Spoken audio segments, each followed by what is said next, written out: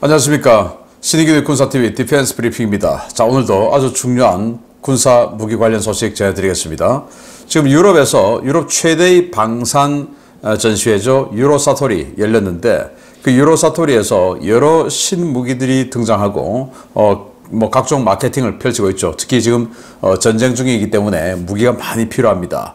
어제는 우리 한국의 천무 다른장 로켓에 대항하기 위해서 미국과 독일이 합동으로 만든 GMARS라는 로켓, 다른장 로켓을 소개해 드렸는데, 자, 오늘은 우리 한국의 천무가 이 노르웨이 그리고 스웨덴 시장에서 지금 협상 중이다라는 보도가 현지에서 나왔어요. 그래서 어떤 정도 규모의 시장인지 또 가능성은 어느 정도 되는지 경쟁 기종들은 어떤 기종이 있는지 우리 천무 수출 가능성에 대해서 알아보도록 하겠습니다.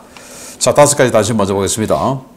미국은 호주군의 F-18F 슈퍼호넷 전투기에 극초음속 공대지 순항미사일을 통합하는 실험을 하기로 했고요. 여기서부터 이탈리아의 차세대 전차 사업이죠. 레오파르트 2A8 하기로 했었는데 이게 그 업체 간의 갈등 때문에 원점으로 돌아가서 사업이 원점 재검토되었다라는 소식인데요. 우리에게는 기회가 없을까요? 보도록 하겠습니다. 첫 번째입니다.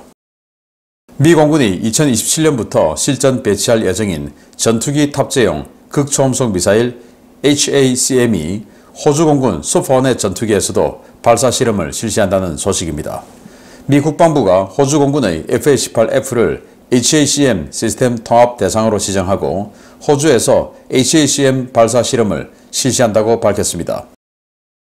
미국 군수 산업이 대단히 심각한 비효율과 도덕적 해이 상태에 빠져 있는 것 같습니다.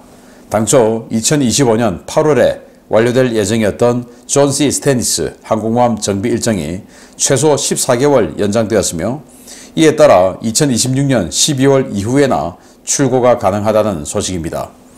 조선소 측은 코로나로 인한 인력과 자재 부족 문제를 지적하고 있는데 비용 상승에 따른 예산 부족 문제로 이 수리 일정이 더 지연될 수 있다는 관측도 나오고 있습니다.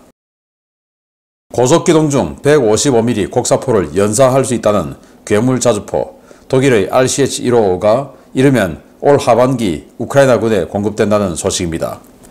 KNDS가 우크라이나에 대한 RCH-155 53문 공급 계약을 발표하고 이는 기존에 계약된 36문에 18문이 추가된 계약이라고 밝혔습니다. 인도가 약 2,000여대를 운영 중인 구형 BMP-2 장갑차를 미국제 스트라이커 차륜형 장갑차로 대체하기로 하고 3단계에 걸친 스트라이커 구매 계약을 체결했다는 소식입니다.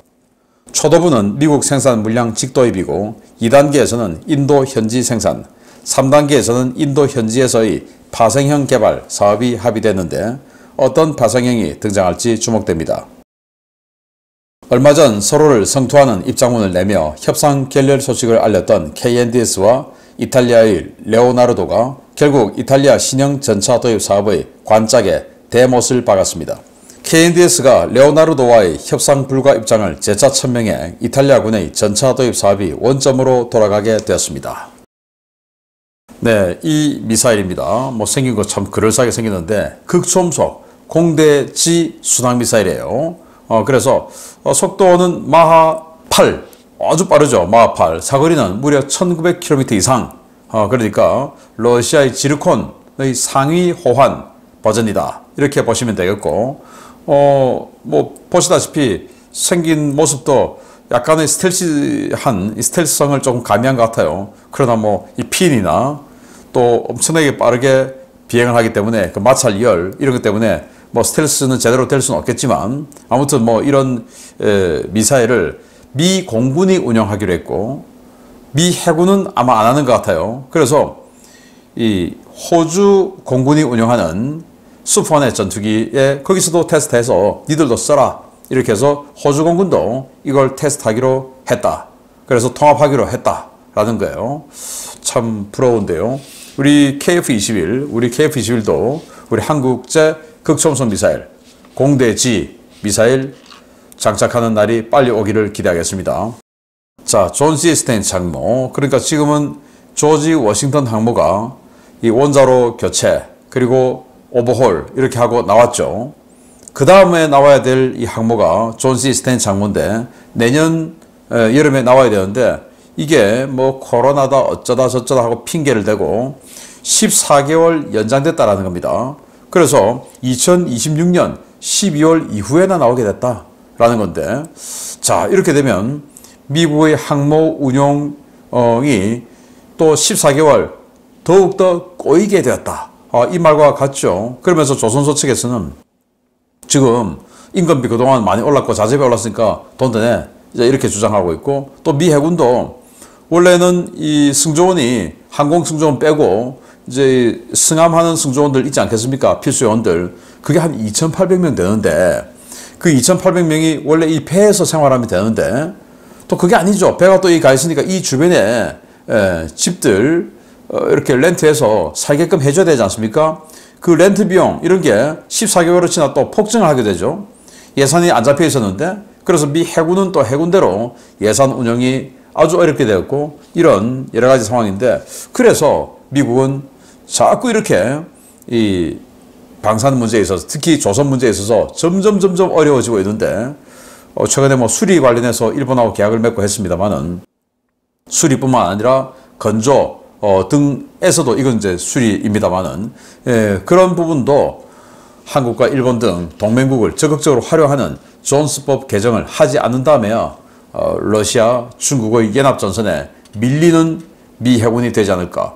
미국은 해군으로 전 세계를 석권하던 나라죠. 그런데 해군이 이렇게 흔들리면 미국의 군사력은 전체가 다 흔들리게 됩니다. 미 의회 의원들 정말 정신 차리기 바랍니다. 자, 영국에서 우리 K9A2 자주포를 물리친 건 아니죠. 그냥 정치적으로 시험평가도 안 하고 그냥 이거 선정해 버렸습니다. 그래서 영국에서 선정이 된 RCH-155 달리면서 연사할 수 있다는 곡사포, 어떻게 그런 메커니즘이 가능한지 저로서는 도저히 이해가 안 되는데, 뭐 그렇게 주장하고 있는 RCH-155 이걸 독일이 자기네들 비용으로 이 KNDS하고 36문 계약을 해서 우크라이나에 만들어서 새 걸 우크라이나에 올 하반기에 주기로 한 겁니다. 그런데 또 다른 익명의 그 국가가 또 나서서 18문 추가로 또 주는 겁니다. 익명의 국가. 뭔가 러시아와의 관계 때문에, 이를테면 우리 대한민국 같은, 뭐 대한민국은 아닐 거라고 보지만 대한민국 같은 이런 뭐 러시아 눈치 좀 보고 하는 그런 국가들 있지 않겠습니까? 그런데 또 이 자유민주주의 진영에서 그래도 우크라이나를 도와줘야 되는 그런 입장, 뭐 이런 것 때문에, 그런데 러시아의 보복은 좀 두렵고 뭐 그런 게 이제 익명 아니겠습니까? 그 나라에서 또 18문을 돈을 대고 해서 총 54문을 올 하반기에 우크라이나에 준다라는 건데, 아마 이 RCH-155의 실전 대비 또 베타 테스터가 되지 않을까라고 생각하는데, 영국이 실전에서 움직이는 이 RCH-155를 보고 그래 잘 선정했어 라고 할지, 와 K9 했어야 되는데 라고 할지 올 하반기를 지켜봐야겠습니다. 정말로 달리면서 곡사포인데, 이 직사포 전차포가 아니고 곡사포인데 달리면서 쏠 수 있을까요? 정말 궁금합니다. 자, 인도가 BMP-2 보병 전투장갑차 2,000여 대를 가지고 있는데, 지금 우크라이나 전장에서 보면 BMP-2 정말 형편없죠. 정말 형편없는 전과를 보이고 있는 게 BMP-2인데, 그러다 보니까 야 이거 안 되겠다, 우리 새 거 사자, 이렇게 된 거죠. 또 노후되기도 했고. 그런데 새 거 사면 좀 좋은 걸 사야지. 워낙 수량이 많다 보니까 좋은 걸 사면, 요즘 이 트렌드가 중장갑차 아닙니까? 그런데 그런 거 하면 예산이 감당이 안 돼서 그런지 미국의 스트라이커 장갑차를 대량 구매하기로 했다. 근데 스트라이커도 미국이 원래는 이제 전략적 유연성 뭐 이래가지고 2000년대 초반에 미국이 저기 도대체 어디 있어? 필요 없어 이제는. 그래서 이 중장갑차 다 없애고 이런 식으로 수송기에 실어서 C-27 수송기에 2대 실을 수 있습니다. 그래서 그냥 전 세계에 그냥 보낼 수 있는 신속 기동군 뭐 이런 거 만들 때 만들었던 장갑차인데, 지금 요즘 전황 보니까 이건 뭐 그냥 RPG-7 한 방 맞으면 끝나는 거죠. 그래서 이거 미국도 이제 퇴역을 해요. 안 써요 이제는. 그런데 인도는 이걸 2,000여 대나 만들겠다. 그래서 1단계는 미국으로부터 직도해, 2단계는 인도 현지 생산, 3단계는 파생형, 그러니까 뭐 105mm 포 버전이라든지 뭐 그런 여러 가지 파생형이 있겠죠. 그런 파생형을 인도가 개발해서 하겠다라는 건데, 야, 인도 정말 잘하는 정책인지 저로서는 고개를 갸웃할 수밖에 없다. 그런데 또 뭐 우리 한국 입장에서는 이걸 또 딱히 비난할 수도 없는 게, 우리 이거보다 더 못한 K808을 정말 RPG-7 스쳐도 파괴될 이 K808을 정말 이 인구 절벽, 미국은 인구 절벽 아니죠. 우리는 완전 인구 절벽, 병사 한 명 한 명의 생명이 너무나 소중한 이 대한민국은 K808 같은 장갑차를 대량 도입하니까 뭐 할 말은 없습니다. 기가 차죠. 자, 이탈리아가 아리아 때 자국 3세대 전차 아리아 때 있는데 워낙 뭐 성능 안 좋고 또 효율성도 떨어지고 하니까 이제 뭐 전차는 그냥 여기서 스탑하고 그냥 사서 쓰자. 자, 이렇게 된 거죠. 그래서 독일 레오파르트 2A8 도입하기로 했는데, 레오파르트 2A8을 판매하는 KNDS 측과 이걸 또 이제 현지 생산하는 레오나르도 측이 서로 핵심 부품을 우리가 만들 거야. 아니야, 이건 니들이 직도입해서 사야 돼. 뭐 이렇게 하다 보니까, 즉 밥그릇 싸움이죠. 하다 보니까 이제 서로 간에 니들하고 협상 안 해 하고는 끝나버린 겁니다. 원점으로 돌아갔다. 그러면 남는 게 뭐 있을까요? 이 레오파르트 2A8하고 비견되는 전차는 미국의 M1A2 그리고 한국의 K2 뭐 이 정도밖에 없죠. 아니면 독일 라인메탈의 KF51. 근데 KF51은 완전히 지금 미지수의 전차니까 여기에다가 이탈리아 육군의 미래를 걸 수는 없죠. 미지수에다가. 그러면 미국의 M1A2 이걸 협상을 잘해서 열화 우라늄 장갑판이라도 넣어서 올 수 있다면 폴란드처럼, 그러면 또 괜찮은데 그런 예외를 받을 수 있을까? 또 미국이 M1A2를 라이센스 생산하게끔 해줄까? 한국은 해주는데, 그런데 또 이탈리아는 또 자존심이 높아서 한국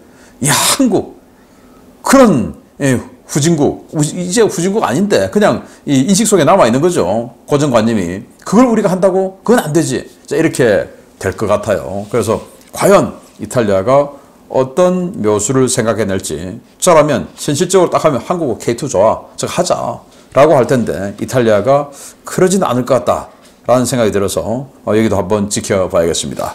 자, 이제 천무가 스웨덴, 노르웨이에 어떻게 되는지 보겠습니다. K9 저주포로 유럽 시장에서 돌풍을 일으킨 한화 에어로스페이스가 이번에는 천무 다연장 로켓 시스템을 추가 판매하기 위한 유럽 여러 나라와 협상 중인 것으로 확인되었습니다. 미국과 이스라엘이 라이벌인데 정치적인 변수가 없다면 가장 강력한 후보라는 평가가 현지에서 나오고 있습니다. 한화 에어로스페이스가 노르웨이와 스웨덴에 천무 다른장 로켓 시스템을 판매하기 위해 접촉하고 있으며 현재 미국, 이스라엘 업체와 경쟁하고 있다고 디펜스 뉴스가 현지 시각 6월 18일 보도했습니다. 프랑스 파리에서 열린 유럽 최대 방산 전시회인 유로사토리에 실물 사이즈의 천무를 전시한 한화는 우선적으로 노르웨이를 주요 시장으로 보고 있고 스웨덴도 후속 수출 대상 국가로 추진 중이라며 노르웨이는 이미 사업을 시작해 2030년 이전에 물량 인수를 원하고 있다라고 밝혔습니다. 현재 다른장 로켓 시스템 도입을 추진 중인 노르웨이는 늦어도 내년 초 기존 결정을 내리고 계약을 체결할 예정인데요. 도입 수량은 1개 대대 18문 규모이고 2030년까지 모든 물량을 인수할 수 있어야 한다는 조건을 걸고 있습니다. 현재 소요 검증 단계에 있는 스웨덴은 아처 자주포의 화력 부족을 보완할 다른장 로켓 도입을 추진 중인데요. 2030년대 초까지 1개 대대 16문가량을 도입하는 것을 목표로 여러 메이커들과 협의를 진행 중입니다. 현재 두 시장에서 경쟁 중인 모델은 미국, 독일 공동개발 모델인 GMAS, 이스라엘 엘비스 펄스인데요. 전자의 경우 아직 실물 차량이나 발주 실적이 없는 계획품이고 후자는 사용탄 규격이 나토 표준이 아니라서 노르웨이와 스웨덴의 별다른 관심을 받지 못하고 있는 상황입니다. 오신트 소식통들은 과거 노르웨이의 레오파르트2 전차 도입 사업 과정을 언급하며 정치적 고려가 있을 경우 GMAS가 순수 무기체계의 성능과 납기 일정만 본다면 천무가 더 유리하다고 평가하고 있는데요. 러시아의 군사적 위협이 심화되고 있는 지금 북유럽 국가들의 현명한 선택을 기대드리겠습니다. 네, 천무 지금 유로사토리에 전시하고 있는 모습인데요. 여기 앞에 뭐가 있죠? 이게 이제 천무의 탄 바리에이션입니다. 그래서 한화가 노르웨이의 아주 유명한 그 방산업체죠. 콩스버그와 이렇게 MOU 체결해서 천무를 노르웨이에 판매하는 파트너로 지금 이렇게 MOU 체결했죠. 근데 지난번에 K2 전차 할 때도 이렇게 콩스버그와 MOU 했는데 뭐 그냥 정치적 결정으로 그냥 허무하게 끝나버렸어요. 그래서 MOU는 너무 큰 기대는 할 필요 없다. 계약이 아니고 MOU니까. 자, 그래서 우리 한화의 홍보 이 탄 바리에이션을 보면, 자, 여기 보면 뭐 130mm 이런 것도 꽂을 수 있다. 그리고 122mm 지금 동유럽에서 많이 쓰는 거 그것도 원하면 갖다 꽂을 수 있다. 그리고 227mm 지금 미국의 하이마스나 MLRS에 들어가는 그 탄도 꽂을 수 있다 라고 선전하고, 그리고 또 이건 이제 처음 보는 건데 탄도 미사일인데 좀 작고 사거리 짧은 거 그것도 4발 227mm 로켓 대신에 집어넣을 수 있다. 그리고 227mm 로켓 6발 그리고 탄도미사일 단거리 탄도미사일 4발 집어넣을 수 있고, 또 290km 날아가는 KT즘 미사일 1발 또는 단거리 미사일 4발 이렇게도 할 수 있다. 그러니까 우리 거 하라. 탄이 이렇게 우린 다양해 라고 지금 선전하고 있죠. 이에 반해서 이 경쟁자는 뭐냐, 미국 로키드 마틴이 발사기를 만들고 차량은 독일 라이메탈이 만드는 이 HX 이 차량에다 얹는 GMAS, GMARS죠. 이 GMAS는 그냥 CG입니다. 그래서 요거가 경쟁 모델인데, 근데 이거 아직 페이퍼 플레인이니까 노르웨이 같은 경우는 2030년까지 전부 납품 완료라는 건데, 정말 납기가 늦기로 유명한 미국과 독일이 2030년까지 지금 개발 중인 걸 개발 완료하고 만들어서 납품할 수 있을까요? 저는 그건 미지수다 라고 보고, 그리고 이거 이스라엘 LB 시스템즈의 펄스인데, 이건 보시다시피 탄이 이렇게 탄 컨테이너가 그냥 자기네들 독자 규격이에요. 그래서 이런 규격하고 달라요. 우리는 227mm 6개가 들은 거 한 번에 그냥 이렇게 컨테이너를 집어넣지 않습니까? 그런데 여기는 이렇게 다르게 생겼어요. 그러니까 호환이 안 되는 겁니다. 그러니까 나토의 지금 후속 군수지원들 서로 또 군수 호환성 이런 게 굉장히 중요하다는 것을 이 장기전을 통해서 우리는 보고 있죠. 그러니까 이런 펄스 같은 건 좀 밀린다. 탄 호환이 안 되니까 라는 거고, 자, 그러면 노르웨이는 이미 전과가 있죠. 분명히 시험평가에서는 우리 K2 전차가 레오파르트를 앞섰는데 군인들 다 의견 다 빼버리고 군인 빼버리고 국방장관이 그냥 레오파르트 2 선정해버린 이 노르웨이, 우리 K9 자주포를 운영하고는 있지만 그런 전과가 있기 때문에 그런 정치적 요소로 한다면 또 이거 GMAS 이게 되겠죠. 그런데 그때 비난을 어마어마하게 받았으니까, 야, 이번에는 정말 성능 그리고 2030년까지 지금 언제 전쟁할지 모르는데 빨리 들어와야 될 거 아니냐. 그러면 이제 한국의 천무 또 가격 뭐 다 보면 천무가 될 것 같다라는 건데, 스웨덴도 노르웨이와 인접해 있기 때문에 그 노르웨이 사업을 보고 결정을 할 가능성이 높으니까 노르웨이에서 어떤 스타트를 끊을지가 굉장히 중요한데, 노르웨이가 지난번 K2 전차를 정치적으로 떨어뜨리고 레오파르트 A7을 선정했다가 A8으로 지금 바꿨는데, 그 레오파르트를 하게 됐을 때의 그 문제를 집중적으로 부각을 시키면서 홍보를 해나가면 우리가 되지 않을까라고 생각합니다. 계속 알려드립니다. 마치겠습니다. 감사합니다.